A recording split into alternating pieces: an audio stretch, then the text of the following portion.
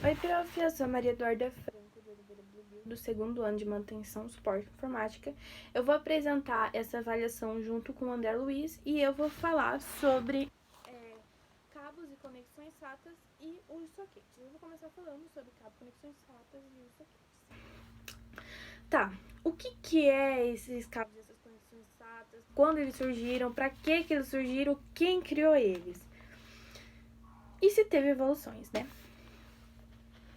Cabos e conexões SATAs, eles surgiram lá por volta de 1997, que na época nem tinha esse nome de SATA, era chamado de PATA, que significa Parallel ATA, né, que é a entrada para dispositivos externos, para transmitir dados para o nosso computador ou o nosso computador transmitir dados para ele. Então, foi criado lá em 1997 pela empresa Intel, com aproximadamente 70 mais empresas envolvidas nessa criação. Conforme foi passando o tempo, a SATA ela teve várias evoluções, que foi a SATA 1, SATA 2 e SATA 3, que se tornaram 3 interfaces. A primeira, que foi lançada em 2003, com capacidade de transmitir 150 megabytes. A segunda, que foi lançada em 2004, com capacidade de transmitir 300 megabytes por segundo. E a quarta, a primeira, a segunda, a terceira, que foi lançada em 2009, com a capacidade de transmitir incrivelmente 600 megabytes por segundo.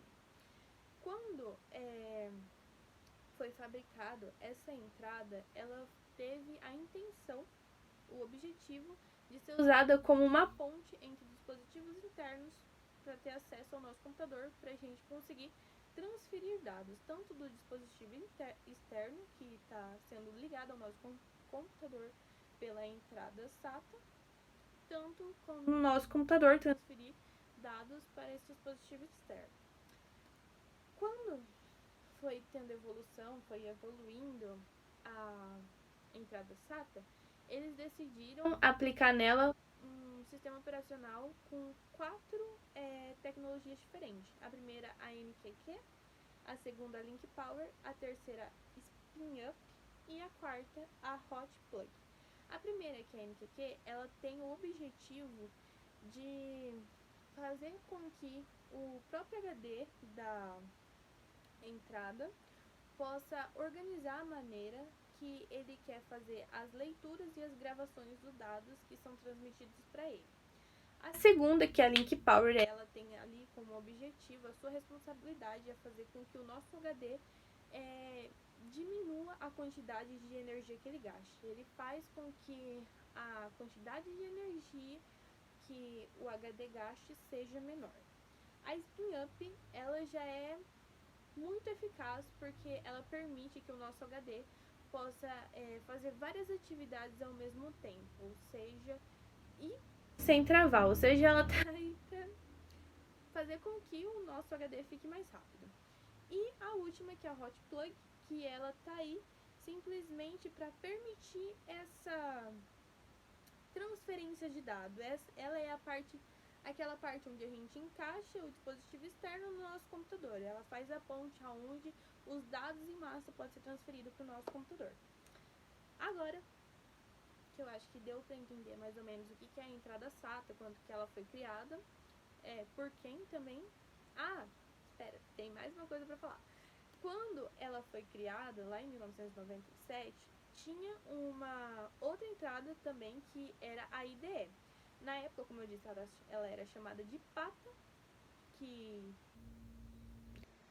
simplificando, chamada de Parallel ATA, e tinha a IDE.